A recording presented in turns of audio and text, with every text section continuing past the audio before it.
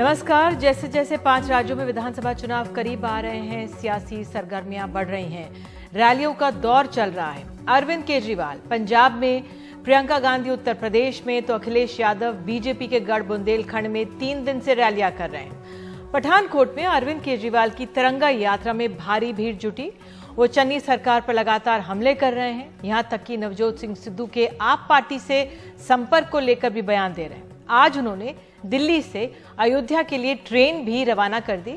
मुख्यमंत्री तीर्थ यात्रा योजना की घोषणा 2 साल पहले हुई थी, आज शुरुआत हो गई है और उन्होंने कहा है इसमें, मुख्यमंत्री अरविंद केजरीवाल ने, कि इसमें भी परेशान कर रहा है केंद्र। तो उधर उत्तर प्रदेश में प्रियंका गांधी महिलाओं को 40% सीट देने के ऐलान के साथ उनकी पक्षकार बनकर अपनी राजनीति दर्ज करा रही हैं।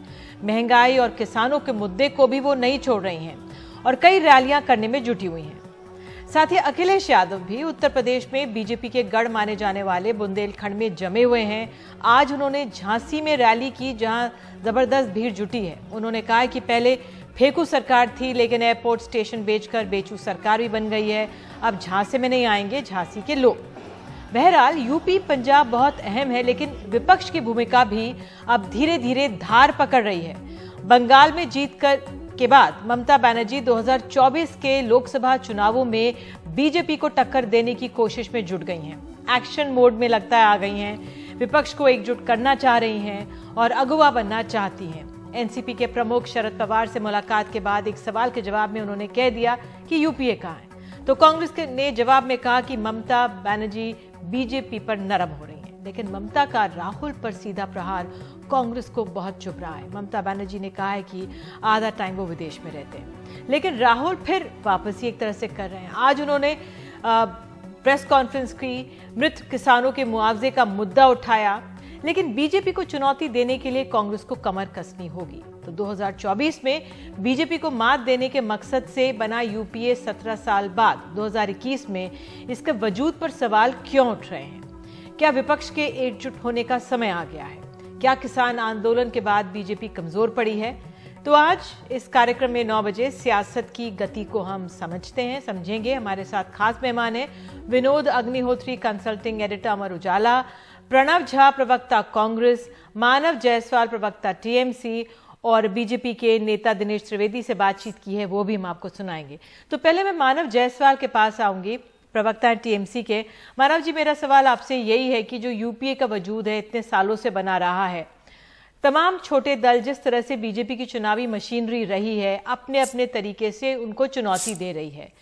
ममता बनर्जी का जो बयान आया है कि यूपीए कहां है, क्या वाकई इस समय इसकी जरूरत थी? मैडम, पहले तो सभी को मेरा नमस्कार है और आपके माध्यम से मैं पूरे देश को नमन करता हूं। और जहां तक बात है यूपीए कहां है, सच में हम भी बायनोकुलर लेके खोज रहे हैं कि यूपीए कहां है। दीदी ने सीधा सीधा बात करी है कि जिस तरीके से एक हवाई चप्पल ने पूरे बीजेपी की नींद और होश उड़ा दी है और कांग्रेस चिलमिला रही है, यह सिद्ध करता है कि हम सही लड़ाई लड़ रहे हैं। और आपको पता है मैडम, जितनी भी रीजनल पार्टियां हैं पूरे देश में, उन्होंने प्रखर और मुखर रूप से बीजेपी को चुनौती दी है, बीजेपी को हराया भी है। जो नहीं हरा पा रहे हैं वो है कांग्रेस, जो नहीं चुनौती दे पा रहे हैं वो है कांग्रेस। तो कांग्रेस अपना आत्मचिंतन करे और जहां तक यूपीए का स्वप्न है, वो स्वप्न नहीं होना चाहिए, वो वास्तविकता में दिखना चाहिए। लेकिन कांग्रेस कहीं दिख नहीं रही है, कांग्रेस कहीं अगुवाई नहीं कर पा रही है। वो बीजेपी के सामने पता नहीं उनके पास क्या हो जाता है, कौन सी ऐसी शक्ति बीजेपी के पास आ गई है कि सारी शक्ति चली जाती है उनके पास।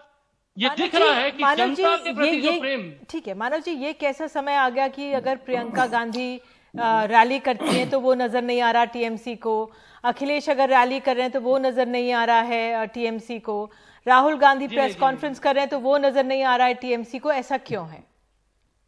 मैडम, आपने तीन लोगों का नाम लिया, जिसमें से 2 कांग्रेस के हैं और एक समाजवादी पार्टी है। जब हमने पहले बोला कि समाजवादी पार्टी हमारी मित्र है और जिस तरीके से वो लड़ रहे हैं वो पूरे देश को दिख रहा है, और समाजवादी पार्टी का तो कोई गठबंधन कांग्रेस से है नहीं, तो क्या वो यूपीए को मानते हैं या नहीं मानते हैं, तो कांग्रेस को चिंतन करना चाहिए। लीड कौन कर रहा है? आज जो लड़ाई करके जीत रहे हैं, जिस तरीके से हमने मुखर रूप से, हमारी नेत्री ने एक हवाई चप्पल, हम पद यात्रा कर रहे हैं, वो रथ यात्रा कर रहे हैं। अब देखिए 3 चीजें हो रही हैं पूरे देश में, एक रथ यात्रा वाले लोग हैं, एक हवाई यात्रा वाले लोग हैं और हम पद यात्रा वाले लोग हैं। तो हमारी नेत्री ने इतनी पद यात्रा करी है उस हवाई चप्पल में, तो पूरा देश उसका संज्ञान ले रहा है। आज बीजेपी चिरमराई हुई है, उनको पंचिंग बैग के रूप में कांग्रेस दिख चुका है। ठीक है मानव जी, आपने अपनी बात की, बिल्कुल आपने अपनी बात रखी है कि पदयात्रा वाली ये पार्टी है। प्रणव झा, मैं आपसे पूछूंगी, क्यों ये समय आया कि यूपीए के वजूद पर सवाल उठे? क्यों जो ये बात जिस तरह से ममता बनर्जी ने कही है कि आधे समय विदेश में रहते हैं, ये कांग्रेस को ये बात कितनी चुभ गई है? धन्यवाद निधि जी।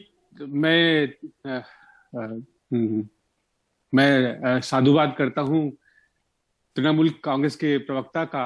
युवा हैं और उत्साहवर्धक भाषा बोल रहे हैं, अपने पार्टी का काम कर रहे हैं बखूबी। बहरहाल इनसे पूछें कि इनके बोलने का औचित्य क्या है, इनको अधिकार क्या है। भाई, जहां ना तो आपका कोई संबंध है ना औपचारिकता। आपका यूपीए से पिछला वास्ता कब रहा है? 2012 में। आज 9 साल हो गए।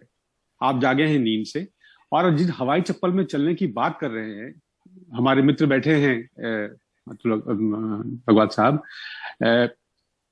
कि वो हवाई चप्पल में यात्रा कहाँ, किसके पद चिन्हों पर चल रहे हैं? मोदी जी के पद चिन्हों पर चल रहे हैं। मदद किसकी कर रहे हैं? इस देश में दो विचारधारा की लड़ाई है, संविधान बचाने की लड़ाई है, लोकतंत्र बचाने की लड़ाई। और आप ये देखिए कि उस लड़ाई में कि वो किसकी तरफ खड़ी हैं। उसकी तरफ जो वैसे लोग जो कि लोगों को परेशान कर रहे हैं, जो कि किसानों को कुचल देना चाहते हैं, लोगों के अधिकारों को कुचल देना चाहते हैं। कांग्रेस जहां से खड़ी है, उसको एक संवैधानिक पोजीशन मिला है लीडर ऑफ ऑपोजिशन का। ये पोजीशन जो है वो खरीदा नहीं जाता, वो मांगा नहीं जाता। वो जो है आपके अपनी हैसियत, जो राजनीतिक हैसियत है, उसके आधार पर आपको दिया जाता है। लोग आपके बारे में टिप्पणी करें तो ये जरूरी नहीं कि हम उस टिप्पणी का जो है मान लें, या उसको हम उसका आदर पूर्वक जो उसका हम जवाब दें। हम उसको इग्नोर करते हैं। क्यों? क्योंकि जो हमारा लक्ष्य है, जो हमारा वजूद है, हमारी अपनी लड़ाई नहीं है। कांग्रेस की लड़ाई जो होती है, 10 में से 10 लड़ाई जो होती है, वो देश के लिए होती है, लोगों के लिए होती है, अपनी पार्टी के लिए। क्षेत्रीय दल खास करके वो तो हर लड़ाई अपने लिए लड़ते हैं, प्रणव जी, और उसमें किसी को आपत्ति नहीं है। देश के लोगों के लिए लड़ाई तो हर राजनीतिक पार्टी कहेगी। नहीं जायसवाल जी, रुकिए। देश के लोगों के लिए तो हर पार्टी कहती है कि वो लड़ाई कर रही है, लेकिन एक भरोसा दिलाना कि हम यहाँ मौजूद हैं, लगातार बरकरार हैं, बने हुए हैं। हाल ही में हम प्रियंका गांधी देख रहे हैं कि वो ये भरोसा दिलाने की पूरी कोशिश कर रहे हैं उत्तर प्रदेश में, और उन्होंने पार्टी को दर्ज भी कराया है। ये बात सही है, लेकिन राष्ट्रीय तौर पर क्या यहाँ पे चूक है? इसमें कुछ और तेजी लाने की जरूरत है? मेरे ख्याल से ये आप खुद चश्मदीद हैं। अभी जो उपचुनाव हुए हैं राज्यों के, उसमें आप हिमाचल प्रदेश उत्तर राज्य की बात कर लें, पश्चिम में राजस्थान की बात कर लें, महाराष्ट्र की बात कर लें, मध्य प्रदेश की बात कर लें, या दक्षिण में कर्नाटक की बात कर लें। तृणमूल भी अपनी सीट जीत पाई है, कहां? जहां उनकी अपनी सरकार है। पर कांग्रेस ऐसी पार्टी है, और यह बात मुझे कहने के लिए आप बाध्य कर रही है। हमारा संस्कार नहीं है कि मैं ये गिनाऊं कि देखो ये हमारी उपलब्धि है, ये हमारी मौजूदगी है, ये हमारा फुटप्रिंट है। हम हवाई चप्पल में नहीं चलते हैं, हम खाली पांव चलते हैं। हम सबके साथ चलते हैं, विनम्रता से चलते हैं, और हमारी जिम्मेवारी जो है इस देश की धरोहर को बचाने के लिए, एक राजनीतिक धरोहर, एक जो विरासत है, उसको संजोने की, उसको बचाने की है। और इस समय जो क्षेत्रीय दल जो यूपीए के ऊपर छींटाकशी कर रहा है, या हमारे नेताओं के ऊपर व्यक्तिगत टिप्पणी कर रहा है, ये उनकी राय हो सकती है। हम उससे असहमत हैं, उनको अधिकार है, उनको साधुवाद है, उनको हमारी शुभकामनाएं हैं कि आप लड़िए। चुनाव कहां लड़ रहे हैं? जहां केजरीवाल लड़ रहे हैं, गोवा में। क्यों लड़ रहे हैं वहां? क्योंकि आप तो मोदी जी को रोकने गए थे बंगाल में, ये कह के कि यह बाहरी आदमी है। आप गोवा में क्या बंगाल भाषी के आधार पर चुनाव लड़ रहे हैं? या आप उत्तराखंड जाकर लोगों को कह रहे हैं 70 सीटों पर आप लड़ेंगे? आप जो है वहां से लोगों से कंसल्ट कर रहे हैं, लोगों को कह रहे हैं आ जाने के लिए। कर्नाटक में हमारे मित्रों से बात कर रहे हैं, इनके लोग जो है कंसल्टेंट्स बात कर रहे हैं कि आप आइए, हम आपको पैसा देंगे, संसाधन देंगे। तो ये किसको मजबूत करने की कोशिश हो रही है? फर्क नहीं पड़ता कांग्रेस को फर्क नहीं पड़ता, क्योंकि जो हमारी शक्ति है निधि जी, वो शक्ति हमारी खरीदी भी नहीं है। प्रणव जी, वो जनता का वोट है। कांग्रेस को फर्क पड़े, क्योंकि अब जो आजकल की चुनावी रणनीति या योजनाएं जो तमाम पार्टियां बना रही हैं, वो हर पल बदल रही हैं। मैं विनोद जी के पास आ जाऊं। विनोद जी, ये जो यूपीए के वजूद पर सवाल उठा है, इसकी क्या जरूरत थी, या कितना अहम है? आप किस तरह से देख रहे हैं? इसका कितना असर हुआ है हमारे देश की राजनीति पर, खासतौर से 5 विधानसभा चुनावों से पहले? देखिए, ये सारी रस्साकशी और विपक्ष के दलों में आप एक दूसरे की बाह मरोड़ने का जो खेल शुरू हुआ है, ये 2024 की लड़ाई है। क्योंकि कांग्रेस पार्टी 2022 के जो 5 राज्यों के चुनाव हो रहे हैं उनमें उसमें उसका कैसा परफॉर्मेंस रहता है, इस पर भविष्य की राजनीति बहुत कुछ तय होगी। अगर कांग्रेस पार्टी पंजाब में अपनी सरकार बचा लेती है, उत्तराखंड में सरकार बना लेती है, गोवा में बना लेती है और उत्तर प्रदेश में कुछ अच्छा कर लेती है, तो फिर इन दलों के सुर भी बदलेंगे। लेकिन अगर परिणाम उल्टे आए तो ये जो सुर अब आए हैं ये और ज्यादा कांग्रेस पार्टी पर हमलावर होंगे। तो इन 5 राज्यों के चुनाव जो है बहुत कुछ तय करेंगे। इसके बाद क्योंकि लड़ाई जो यूपीए के वजूद की बात हुई है, ये बात सही है, यूपीए का गठबंधन तो 2014 के चुनाव हारने के बाद से ही कमजोर हो गया और हमेशा होता है। जब बीजेपी 2004 का चुनाव हारी थी तो एनडीए का गठबंधन कमजोर हो गया था, और जब 2014 और 2019 लगातार कांग्रेस हारी तो यूपीए का गठबंधन कमजोर हो गया। लेकिन यूपीए में भी नहीं, वो राष्ट्रवादी कांग्रेस पार्टी है, डीएमके है, कांग्रेस पार्टी है और शिवसेना भी अब यूपीए में है क्योंकि गठबंधन का है, झारखंड की झामू हो, तो ये दल है, तो जेएमएम है। तृणमूल कांग्रेस नहीं है क्योंकि तृणमूल कांग्रेस सही कहा है प्रणव जहां कि 2012 में अलग हो गई थी, उसके बाद से उसका रास्ता अलग हो गया था और तृणमूल कांग्रेस बंगाल में अलग लड़ी, कांग्रेस उसके खिलाफ लड़ी और तृणमूल कांग्रेस ने ऐतिहासिक जीत दर्ज की। ममता जी की भूमिका यह है कि निश्चित रूप से पश्चिम बंगाल में जो तूफानी जीत टीएमसी की हुई है उसने न सिर्फ विपक्ष की आशाओं को जगाया है कि हाँ नरेंद्र मोदी के नेतृत्व वाली बीजेपी को हराया जा सकता है, बल्कि तृणमूल कांग्रेस के भीतर भी ये विश्वास पैदा किया है कि ममता बनर्जी की जो अजय छवि बनी है उसको अगर हम बंगाल के बाहर ले जाएं तो निश्चित रूप से 42 में से 35 से 40 सीटें बंगाल में हम जीत लेंगे, इनका विश्वास है। और उसके बाद कम से कम 20-25 सीटें हम बाहर अगर जीत लेंगे तो 60-70 सीटों का आंकड़ा तृणमूल कांग्रेस का हो जाएगा। और तृणमूल कांग्रेस के रणनीतिकारों का, जिसमें वो रणनीतिकार भी शामिल है जो कभी कांग्रेस के लिए भी बातचीत करते थे, तो उनका आंकड़ा ये है कि शायद 60-65 सीट कांग्रेस की आएंगी 2024 में, उसमें बराबरी का मामला होगा। चलिए विनोद जी, और उसके बाद कांग्रेस मजबूर होकर के बीजेपी को हराने के लिए उसी तरह ममता बनर्जी का समर्थन करेगी जैसे देवगढ़ और गुजराल का किया। तो ये एक रणनीति है, बिल्कुल ये एक रणनीति है और वाकई में इस पर तमाम दलों को, खासतौर से कांग्रेस को अपनी नजर बनाए रखनी होगी। आप लोग हमारे साथ बने रहिए। दिनेश त्रिवेदी आप बीजेपी के नेता हैं, उनसे मैंने कुछ देर पहले बातचीत की है, वो आपको बातचीत सुना देते हैं। दिनेश जी, पहला मेरा सवाल आपसे यही है, किसानों के मुद्दे को राहुल गांधी ने आज फिर से उठाया है, सरकार पर आरोप लगाया कि मौत के आंकड़े आपके पास नहीं है तो हम लिस्ट दे देते हैं, मुआवजा हम दे देते हैं। कितना चुनौतीपूर्ण बन गया है ये मुद्दा बीजेपी के लिए? देखिए, हर चुनाव में चुनौतियां होती है और जहां तक किसान का मुद्दा है, हम लोग ने सबने देखा है किस प्रकार इस मुद्दे पे बहस हुई है, किस प्रकार प्रधानमंत्री ने ये सोचा कि बीजेपी ये मुद्दा किसानों के लिए सही था, मगर उनको लगा कि यदि किसान चाहते हैं एक टुकड़ा किसान का, ऐसा नहीं कि सभी किसान वही चाहते थे, तो उन्होंने कहा कि इसमें कोई ईगो का तो हैसल नहीं है। यदि किसान इस वक्त एक जो टुकड़ी है वो चाहता है, ये जरूरी नहीं कि पूरे हिंदुस्तान के किसान वही चाहते थे, तो उन्होंने कहा है कि ठीक है, फिलहाल हम कानून को वापस लेते हैं। और उन्होंने कानून को मतलब अपनी स्टेट्समैनशिप दिखाते हुए कानून को वापस लिया। दिनेश जी, भले ही कृषि कानून को वापस ले लिया हो, लेकिन जो उसका रोष है बना हुआ है किसानों में, एमएसपी को लेकर किसान आंदोलन के दौरान जो मामले दर्ज हुए उनको लेकर वापसी का विरोध जारी है और कांग्रेस इसे लगातार उठा रही है। देखिए, कांग्रेस हो या कोई भी ऑपोजिशन पार्टी हो, लोकतंत्र में उनको बिल्कुल छूट है जो भी मुद्दे उठाना चाहिए, बस शर्त यह है कि आज लोग क्या चाहते हैं, आज किसान क्या चाहता है। यदि ये व्यापक होता तो पूरे देश के किसान आते ना, तो ये मुद्दा कहीं ना कहीं मुझे लगता है कि जिसको कहते हैं कि डीरेल करने की कोशिश की गई, और ये मुद्दा अपने आप में किसानों की भलाई के लिए था। यदि आप बीजेपी का एजेंडा देखें कि आज यदि आप पिछले 70 साल में देखिए, किसानों का इंफ्रास्ट्रक्चर ले लीजिए, इरिगेशन का ले लीजिए, पहले फर्टिलाइजर था, उसका डिस्ट्रीब्यूशन कब होता था? पुलिस चौकी में होता था, वहां लाठी चार्ज हुआ करती थी। आज फर्टिलाइजर सब जगह उपलब्ध है।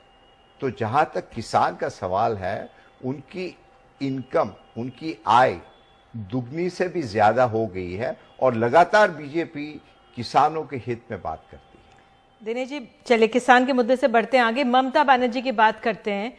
वो सक्रिय हो गई हैं, उन्होंने बीजेपी को बंगाल में मात दी है, हराया है। क्या वो फेस ऑफ ऑपोजिशन बन सकती हैं? आपने उनके साथ काम किया है। भाई वो तो वो जाने और ऑपोजिशन पार्टियां जाने। जहां तक बीजेपी का सवाल है, सबका साथ, सबका विश्वास और इसी नाते बीजेपी चल रही है और इसीलिए आज सब लोगों ने बीजेपी को स्वीकार ही नहीं किया है। बीजेपी के एजेंडा के आधार पर वो अपनी जहां पर चुनाव हो रहे हैं वो चुनाव जीत रहे हैं। जहां तक बंगाल का सवाल है, बंगाल के जहां 3 सीटें थी बीजेपी, आप देखिए 5 साल में सिर्फ 3 सीटें थी, उसके बाद करीब 80 सीट के आसपास आ गए। तो ये अपने आप पे बहुत बड़ी बढ़त है। तो मैं इसको कभी हार नहीं मानूंगा। मैं समझता हूं कि बंगाल में बीजेपी ने बहुत ही अच्छी टक्कर दी है और उसीलिए मुझे लगता नहीं है कि लोकतंत्र में सबको अधिकार है, मगर आपका मकसद है कि सिर्फ प्रधानमंत्री बने, तो मुझे लगता है ये मकसद बहुत छोटा है। मकसद होना चाहिए कि लोकतंत्र में कि लोगों के लिए आप क्या करना चाहते हैं। नेगेटिव एजेंडा कभी काम नहीं आता है, आपको पॉजिटिव एजेंडा लेना पड़ता है। जहां तक बंगाल का सवाल है, हर जगह हिंसा है और जब तक आप हिंसा का वातावरण शांति में उसको परिवर्तित नहीं करते हैं, तब तक मैं नहीं समझता हूं कि इसको स्वीकार करेंगे लोग। उसीलिए कहावत है पीस एंड प्रॉस्पेरिटी, जहां शांति है तरक्की वहीं होती है। लेकिन अगर वो प्रधानमंत्री की कुर्सी को देख भी रही हैं तो उसमें गलत क्या राजनीति में? बहरहाल वो विपक्ष को एकजुट करना चाहती हैं। शरद पवार से मिलने के बाद कहती हैं यूपीए कहां है। तो आपकी नजर में ये बड़बोलापन है या वो एक ताकत बन रही हैं? नहीं, अच्छा है ना। मैं तो समझता हूं कि रूलिंग पार्टी के लिए एक क्रेडिबल ऑपोजिशन होना जरूरी है, मगर वो क्रेडिबिलिटी कहां है? आज देखिए ऑपोजिशन पार्लियामेंट में डिबेट नहीं करना चाहती। रोज पार्लियामेंट की शुरुआत होती है, उसके पहले स्लोगन शाउटिंग होता है, टेबल पे चढ़ के नाच होते हैं। मैं तो पॉलिटिक्स में बहुत अरसों से हूं, मैंने कभी ये दृश्य नहीं देखा, सोचा तक नहीं था कि ऐसा हो सकता है। आप यदि डिबेट नहीं करेंगे तो मैं तो समझता हूं कि आप रूलिंग पार्टी को ऐसे सस्ते में छोड़ रहे हैं। मैं जब रेल मंत्री था तब टफ क्वेश्चन पूछे जाते थे और यदि क्वेश्चन कटघरे में खड़ा करना चाहिए रूलिंग पार्टी को, आप ये मौका गंवा रहे हैं। आप ममता बनर्जी पे जवाब दीजिए। आपको लगता है कि वो बंगाल के बाहर ताकत बन सकती हैं? भाई ताकत तो कब बनती है? जब लोग आपके साथ शामिल होते हैं। अब त्रिपुरा के चुनाव में तो हम लोग सबने देख लिया। मैं तो ये चाहूंगा कि ऑपोजिशन एक क्रेडिबल ऑपोजिशन हो जो देश के लिए अच्छा हो। अब त्रिपुरा में तो जो हुआ उस पर तो आरोप फिर बीजेपी पर भी लगे ना? भैया आरोप लगे, प्रभाव लगे, पर हकीकत ये है कि ऑपोजिशन का काम है आरोप लगाना, उसमें कोई नई बात नहीं है। मगर सवाल है कि आपको लोग, जैसे जब बंगाल में चुनाव हुआ तब आपने रीजनलिज्म पर कहा, आप पर उस समय नेशनलिज्म नहीं था। आपने कहा ये सब बाहर से आए हुए हैं। भाई हिंदुस्तान का हर इलाका, चाहे वो मध्य प्रदेश हो, चाहे वो कश्मीर हो, चाहे त्रिपुरा हो, चाहे वो कश्मीर हो, सब हिंदुस्तान का हिस्सा है। तभी आपने कहा ये बाहर के लोग हैं। तब आप यदि कहीं और जाएंगे तो स्वाभाविक है लोग कहेंगे ये बाहर के लोग हैं। तो मैं समझता हूं कि रीजनल पार्टी को भी नेशनलिज्म सबसे पहले स्वीकार करनी चाहिए। रीजनलिज्म अपने आप में बुरी बात नहीं होती है, अच्छी बात होती है, मगर ओवर आर्चिंग होता है नेशनलिज्म। दिनेश जी, बात करने के लिए बहुत बहुत शुक्रिया। और मानव जायसवाल, मैं आपसे यही पूछूंगी, जो दिनेश जी को आपने कहते हुए सुना, उनका ये कहना था कि जो एक रीजनल पार्टी होती है उसको राष्ट्रवाद का बात करनी चाहिए। वो तो है ही, लेकिन कहाँ पे चूक आपको लगता है ममता बनर्जी से हो रही है? मैडम वो भ्रमित है। अब वो देखिए 2-3 चीजें उन्होंने कही कि भाई किसान जो थे, बहुत सारे किसान तो साथ में नहीं थे। तो भाई सारा देश भी नरेंद्र दामोदर दास जी मोदी हमारे प्रधानमंत्री के साथ नहीं है, उनको 100 पे 100% वोट नहीं मिले हैं, पहली बात। दूसरी बात, उन्होंने बोला कि भाई डिबेट नहीं हो रहा है पार्लियामेंट में, तो भैया डिबेट तो ये करना नहीं चाहते। अभी तीसरी बात मैं आपसे पूछना चाहता हूं कि कितने जर्नलिस्ट को स्वतंत्रता है पार्लियामेंट में। अब ये पार्लियामेंट में जो कैमरा होता था संसद का, वो कैमरा भी फोकस हो गया है। जैसे हमारे लिए जो कोई टिकटॉक बनाते हैं, अब वैसा संसद में टिकटॉक बन रहा है। भाई संसद टीवी टिकटॉक का काम कर रही है। मोदी जी बोलते हैं टिकटॉक को बैन करो, लेकिन आज टिकटॉक प्रखर रूप से काम कर रहा है। और सबसे इंपॉर्टेंट चीज, वो बोल रहे हैं रीजनल। अब बौखलाई बिल्ली खम्बा नोचे, हम गोवा में हैं, उनको दिख नहीं रहा है, क्योंकि उनके पास वो दूरबीन है ना, वो सिर्फ अमित शाह जी और मोदी जी के पास है। वो जो दिखाएंगे वो उनको दिखेगा। मैं जब छोटा था ना मैडम, तो हमारे यहाँ सर्कस होता था, हमारे यहाँ कुछ मेला लगते थे, तो वहाँ एक डब्बा आता था, ठीक है। वो डब्बा में ना छोटा सा स्क्रीन होता था, हम उसमें झुक के देखते थे, बहुत सारे स्क्रीन छिटपिट करते रहते, वो वही चलता था। आज हमारे जो दिनेश द्विवेदी सर हैं, उनको वही चीज चल रहा है जो मोदी जी और अमित शाह जी दिखा रहे हैं। अब उनको दिख नहीं रहा है कि हम गोवा में प्रखर रूप से लड़ रहे हैं, अगरतला में हम लड़ रहे हैं। उनको हिंसा दिखती है, लेकिन वो हिंसा देखते देखते अगरतला पहुंच गए। गलती उनकी नहीं है, वो अगरतला वाली हिंसा को बंगाल से जोड़ दिए। सही बात है, ये अच्छे व्यक्ति है, ये नेशनलिस्ट हैं, ये भारतवासी हैं और भारतीय हैं। ये उन्होंने दिखाया कि भैया हाँ हिंसा हो रही है, लेकिन बीजेपी की करी हुई हिंसा इनको नहीं दिख रही है। इनको कहीं कुछ नहीं दिखेगा मैडम। ये चलिए मानव, आपने अपनी बात रखी, आपने अपनी बात रखी। प्रणव, मैं आपसे जानना चाहूंगी, इस समय कांग्रेस को जिस तरह से अगुवाई करने की वो कोशिश करते, एक तरफ तृणमूल को हम देखें तो 35 सांसद दिए हैं और 89 सांसद हैं कांग्रेस के पास। कहा यह जाता है 200 सीट ऐसी हैं जो बिना कांग्रेस के वहां पे नहीं आगे बढ़ा जा सकता। लेकिन वो भूमिका, क्योंकि हम देखते हैं अखिलेश यादव अकेले अपने लड़ रहे हैं, अरविंद केजरीवाल इधर हैं, प्रियंका गांधी यूपी में अलग से लगी हुई हैं, बसपा की तरफ से एक अलग बयान आ रहा है। कांग्रेस की भूमिका क्या कुछ आगामी इसमें बदलने वाली है? निधि, धन्यवाद। मैं पिछले अंश में कह रहा था कि कांग्रेस को फर्क नहीं पड़ता, तो मेरा कोई अहंकार नहीं था। मैं ये कहना चाह रहा था कि फर्क उस आदमी का पड़े जिसकी आइडियोलॉजी में कुछ कंसिस्टेंसी हो। वो नहीं जो कि कभी भाजपा हो जाए, कभी यूपीए हो जाए, कभी एनडीए हो जाए, कभी कांग्रेस हो जाए और अपनी सुविधा के अनुसार अपने विचारों को बदले।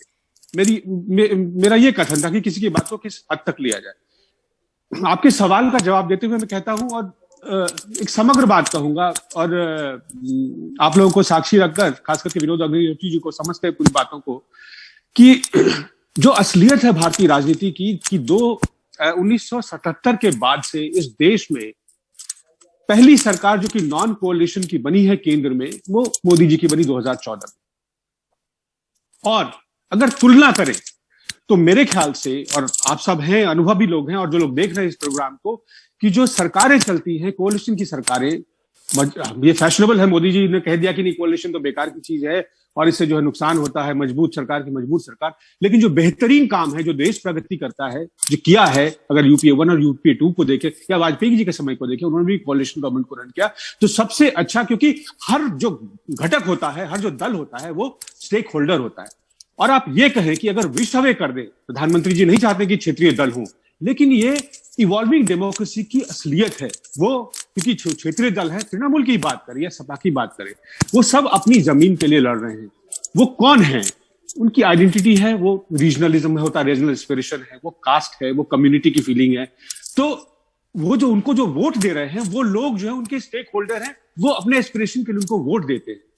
और जब वो विपक्ष का हिस्सा बनते हैं, जब सरकार के हिस्सा बनते हैं, तो वो फिर सरकार के ऊपर एक अंकुश का काम करते हैं। उदाहरण के लिए आखिरी बात मैं कहता हूं अपने अंश में, कि अगर मोदी जी की ये कोalition गवर्नमेंट होती, अगर ये जो है मेजॉरिटी गवर्नमेंट नहीं होती निधि, तो डिमोनेटाइजेशन का डिसीजन नहीं होता, फ्लॉट जीएसटी नहीं होता, ये कृषक कानून जो है ये नहीं हो रहे होते, ये कोरोना काल में जो है लोग मजदूर जो है मर नहीं रहे होते भूखे प्यासे, ये आज विस्टा ने सेंट्रल विस्टा नहीं बन रहा होता, क्योंकि लोक सरकारों पर अंकुश होता है। तो इसलिए लोकतंत्र के लिए आवश्यक है कि जो राजनीतिक दल है, लोग जो है उसमें स्टेक होल्डर हो और इस देश के समग्र विकास के लिए सरकारें बने, काम करें, ना कि किसी की महत्वाकांक्षा की। बिल्कुल प्रणव, आपने अपनी बात की। विनोद जी, मैं आपसे पूछूंगी सवाल, लेकिन मुझे एक ब्रेक लेने के लिए कहा जा रहा है। एक ब्रेक के बाद लौटेंगे, बने रहिए इस कार्यक्रम के साथ।